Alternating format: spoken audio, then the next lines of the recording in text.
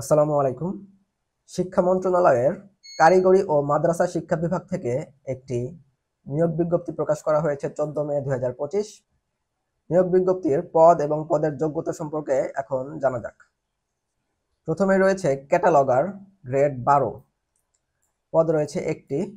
এর জন্য যে কোনো স্বীকৃত বিশ্ববিদ্যালয় হতে দ্বিতীয় শ্রেণী বা সমমানের সিজিপিএতে স্নাতক বা সমমানের ডিগ্রি লাগবে।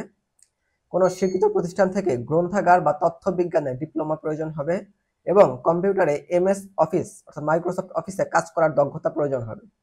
দ্বিতীয়তে কম্পিউটার অপারেটর, গ্রেড 13, পদ রয়েছে একটি।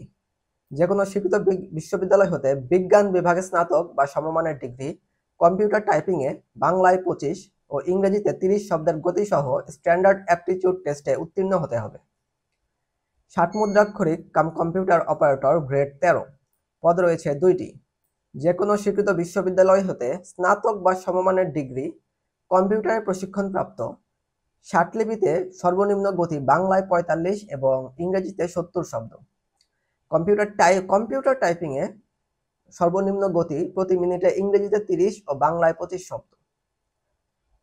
কম্পিউটারে ওয়ার্ড প্রসেসিং সহ ইমেইল ও ফ্যাক্স পরিচালনায় দক্ষতা ও অভিজ্ঞতা প্রয়োজন হবে। অফিস সহকারী কাম কম্পিউটার মুদ্রাক্ষরিক, পদ রয়েছে দুইটি, যার গ্রেড 16।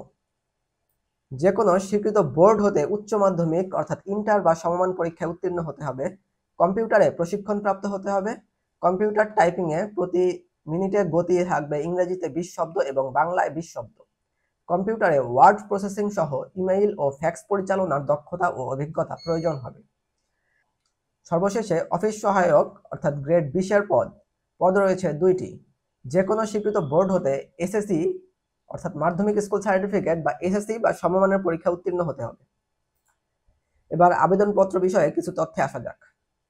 আবেদনপত্রটি টেলিটকের ওয়েবসাইটে গিয়ে পূরণ করতে হবে। আবেদনপত্র পূরণের সময় হচ্ছে 20 মে সকাল 10টা থেকে 30 জুন বিকাল 5টা পর্যন্ত, প্রায় 40 দিনের মতো সময়।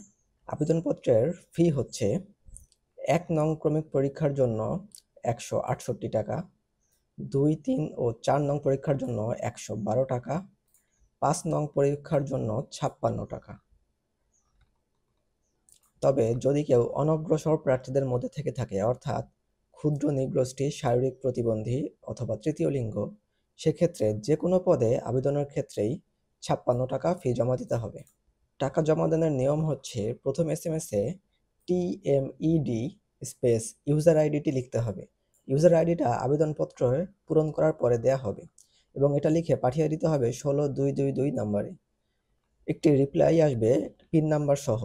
এরপর দ্বিতীয় এসএমএসটি পাঠাতে হবে এইভাবে, TMED স্পেস ইয়েস স্পেস সেই পিন নম্বরটি এবং পাঠিয়ে দিতে হবে 16222 নাম্বারে। এরপরের রিপ্লাইয়ে কংগ্রাচুলেশন দিয়ে একটি এসএমএস আসবে এবং সাথে ইউজার আইডি ও পাসওয়ার্ড দেওয়া হবে। এই ইউজার আইডি এবং পাসওয়ার্ড ব্যবহার করে পরবর্তীতে প্রবেশপত্র ডাউনলোড করতে হবে। এই ছিল আজকের আবেদনপত্র বিষয়ক তথ্য। যদি কারো কোনো প্রশ্ন থাকে কমেন্টে জানাবেন। আজকে এই পর্যন্তই।